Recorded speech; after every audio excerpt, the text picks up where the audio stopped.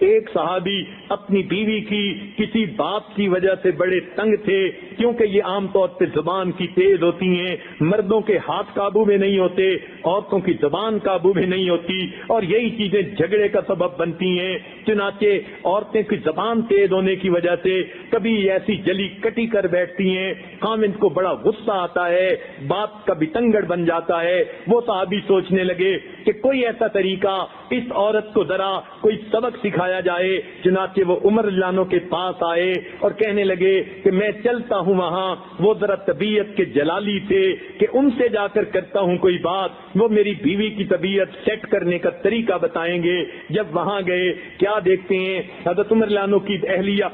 ان سے پردے میں بات کر رہی ہے،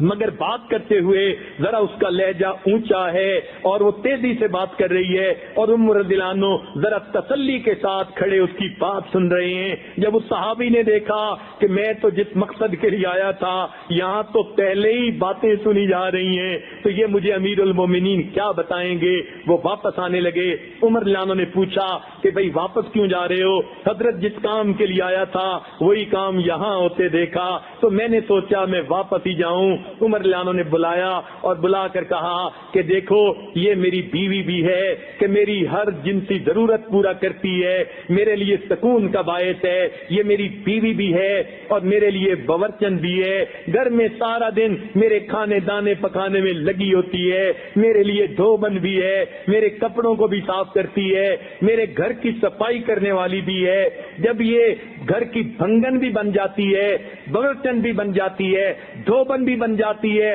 اتنی قربانیاں میرے لیے کر رہی ہے، کیا میں اس کی بات کو تحمل مزاجی سے سن نہیں سکتا؟ وہ صحابی کہنے لگے حضرت آپ نے میرے دل سے گرہ کھول دی، میں بھی دیکھوں، میں بھی جاؤں گا، جب میری بیوی میری خاطر اتنی قربانیاں کر رہی ہے تو میں بھی اس کی بات کو تحمل مزاجی سے سننے کی عادت ڈالوں گا۔ چنانچہ ہمیں چاہیے کہ گھر کے روز روز کے جھگڑوں سے بچیں۔